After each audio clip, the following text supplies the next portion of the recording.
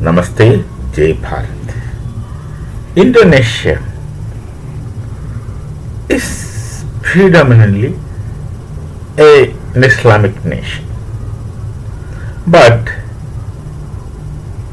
the Islam in Indonesia did not pull these people off their roots. They remained conscious that these things are our roots. They have Hindu names for their airlines. Garuda, of course. People, those who understand Hinduism, understands what Garuda is. Then the names, they're mostly Sanskrit oriented, Sanskrit based. Say, in simple terms, I would say Hindu names. They're conscious of their Hindu roots. Now, recent phenomenon, it must have happened gradually, not overnight, that Indonesia is turning into Hinduism. People are largely becoming Hindus. One of the Islamic leaders, of course, with his followers, had become Hindus, as the news says. Now, let's be very clear that Hindu Dharma is something which does not have an initiation ceremony into religion, because we don't convert people. You get into, if you want to become a Christian, the thing is very simple. You have to undergo an initiation ceremony of baptism. And same in Islam, there is an initiation ceremony.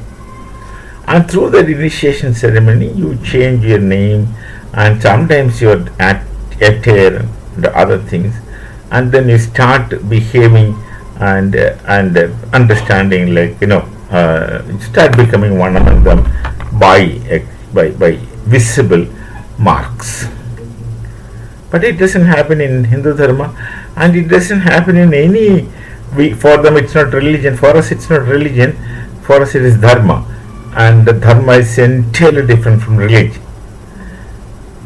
There are no initiation ceremonies within the dharmas in Bharat. Remember, Bharat has contributed more dharmas to the world than the entire world has taken together. Not just the Sanatana Dharma alone, which Sanatana Dharma has got many departments in it, many paramparas, many sampradayas, and known and unknown to most people. And the Jain Dharma, the Bauddha, and the Sikh.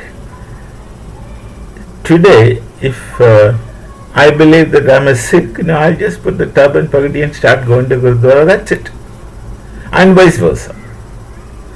That's the kind of thing which we don't have the conversion method in our minds, because fundamentally all rooted in the Veda-Upanishadic knowledge, tradition, and Vedic civilization. You can go into anything, but still your roots remain intact. So we don't have that conversion ceremony. So therefore, the Indonesians, actually they are doing Gharvapasi. Gharvapasi in Hindi means coming back to home. Many people do it in our nation, in Bharat. Many Hindus come back to Hindu Dharma, which we normally call as Gharvapasi. These days, of course, it becomes little organized because of the Vishwa Hindu Parishad and such activities, who would like to educate people of Hindu Dharma and the foolishness in following other things. So that the Vishwa Hindu Parishad does this, give them knowledge, and then they choose. We don't force.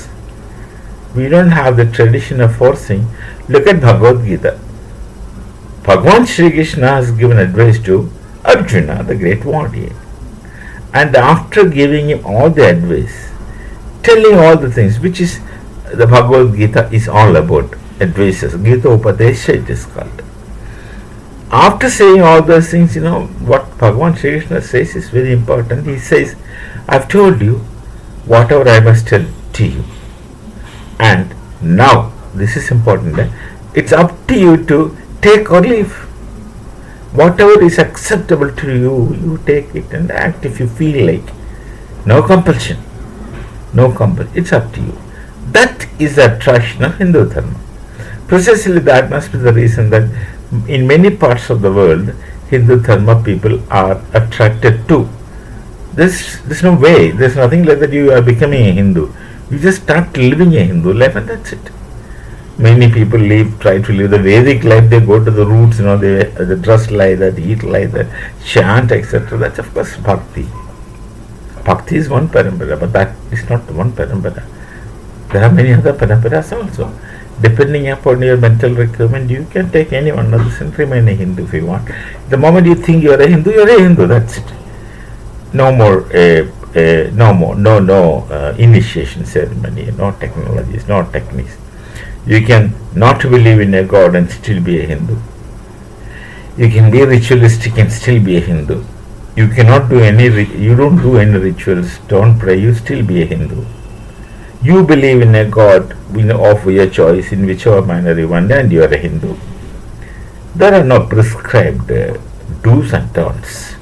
There are no prescribed paths that you have to do this to be a Hindu, nothing like that. So, if you talk in terms of using that word religion, which is inappropriate to the dharma concept of Bharata, of all our dharmas, the Sanatana Dharma, which is known as popularly as Hindu, the Jain, the Bauds, and the Sikh, they are all dharmas, not religion as you think.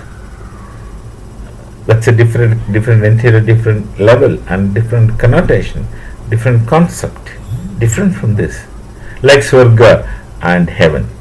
Heaven is a place where people don't go after death as per the belief, and Swarga is a place where people don't go after death. Swarga is a place where the Devi Devatas, deities live with their own order, their own structure, their own things like that. So that's a very serious difference between these two concepts, though they carry the same name similarly. It's dharma, and religion is different. But what attracts common people to the Sanatana Dharma or Hindu Dharma is that you are not limited. Nothing is forced on you. You are free, and the sky is a limit. When you are genuine, that's important. You have to be authentic, you have to be genuine. Then you are free to choose or not to choose, pray or not to pray, believe or not to believe, accept or not accept. That offers infinite freedom. There are no restrictions, there are no do's and don'ts, there are no promises of rewards after death and threatening of punishment if you don't obey the dictats of God. This kind of immense freedom you don't get in any dharma, except the dharmas of Bharat. This is Sanatana would include everything.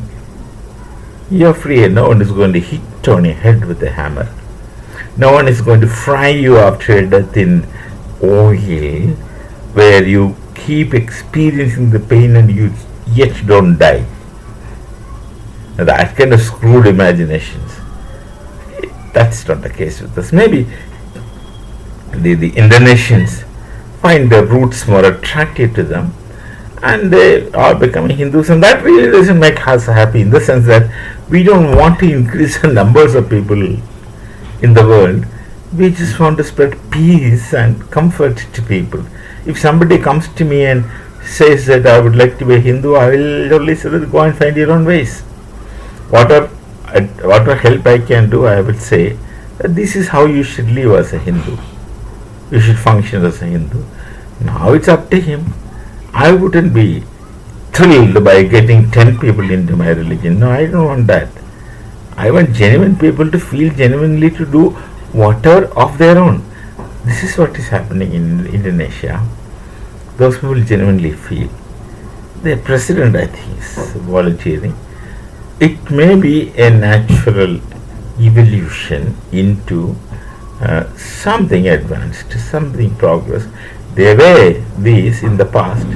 Now they have undergone a cycle, and then of course coming back to something which might happen with other societies also, for their better.